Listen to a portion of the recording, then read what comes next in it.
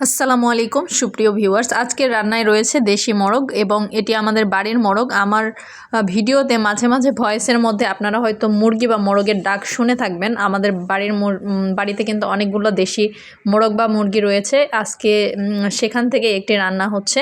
আমি বলেছিলাম যে আম্মু দেশি মুরগি খেতে মন চাচ্ছে, তাই আম্মু এটা রান্না করতে বলছে বা রান্না করার ব্যবস্থা করে দিয়েছে। আমি সব কিছু শুধুমাত্র জোগাড় করে দেওয়ার পরে রান্না করছি, কারণ আমি কিন্তু এগুলো কাটাকাটি একদমই পারি না। তাই আম্মুই সব করে দেয়, আমি শুধু রান্না করি। রান্না করতে আমার ভীষণ ভালো লাগে। দেখুন কড়াইয়ের মধ্যে তেলগুলো বসিয়ে দিলাম, আর এর আগে আমি কিন্তু মাংসগুলো সুন্দর করে মাখায় নিয়েছি। কড়াইয়ে তেল পড়ছে, সুন্দর লাগছে দেখতে। এই মুহূর্তে আমি পেঁয়াজগুলো দিয়ে দিলাম, আর পেঁয়াজ, তার সাথে শুকনা মরিচ, কাঁচা মরিচ এবং কিছু রসুন কোয়া দিয়ে দিব এখানে। দেখুন এখন এগুলা কিন্তু সুন্দর করে কষিয়ে নিতে হবে। তার আগে আমি দিয়ে দিলাম জিরা এবং এলাচ। তো বাটা মশলা এবং আজকে কিন্তু পাটায় বাটা মশলা এবং মরিচ রয়েছে, এটা কিন্তু পাটায় বাটা হয়েছে, সেগুলোও দিয়ে দিলাম। এখন এই মশলাগুলো সুন্দর করে কষিয়ে নিব। মশলা কষানোর জন্য এখানে পরিমাণ মতো লবণ, গুঁড়া মশলা এবং হলুদ দিয়ে দিলাম। দিয়ে এখন নাড়াচাড়া করছি। সামান্য পরিমাণ পানি অ্যাড করব এটা কষিয়ে নেওয়ার জন্য, যেটুকু লাগে আর কি। মশলাগুলো যত সুন্দর করে আপনি কষিয়ে নেবেন, রান্না কিন্তু ততটাই চমৎকার হবে।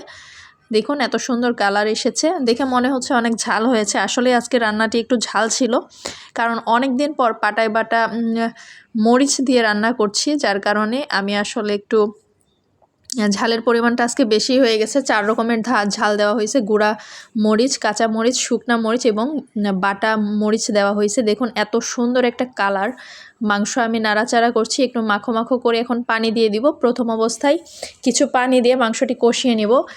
আজকে দেশি মোরগ রান্না হবে, তাই কিন্তু অনেক বেশি সময় ধরে কষিয়ে নিতে হবে। প্রথমে আমি কিছু পানি দিয়ে কষিয়ে নেওয়ার পরে এই পানিটি যখন শুকিয়ে আসবে তখন কিন্তু আরও একবার পানি অ্যাড করতে হবে। তো প্রথম অবস্থায় আমি পানি দিয়ে ঢাকনা দিয়ে ঢেকে দিলাম। এখন পানিটি যখন একদমই কমে আসবে তখন কিন্তু এখানে আমি আরও একবার পানি অ্যাড করে দিব।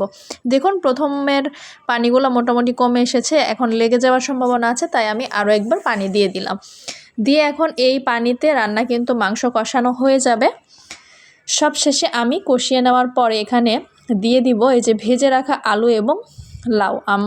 দেশি মুরগি বা মোরগ কিন্তু লাউ দিয়ে রান্না করলে খুবই ভালো লাগে, আর আলু কিন্তু অনেকেই মাংসর সাথে খেতে পছন্দ করেন, তাই আলুও দিয়ে দেওয়া হয়েছে। আমার বাসায় মাংসতে আলু খেতে সবাই অনেক পছন্দ করে, আর মুরগির মাংস কিন্তু একটু ঝোলঝোল করে রান্না করলে এটা খুবই উপকারী।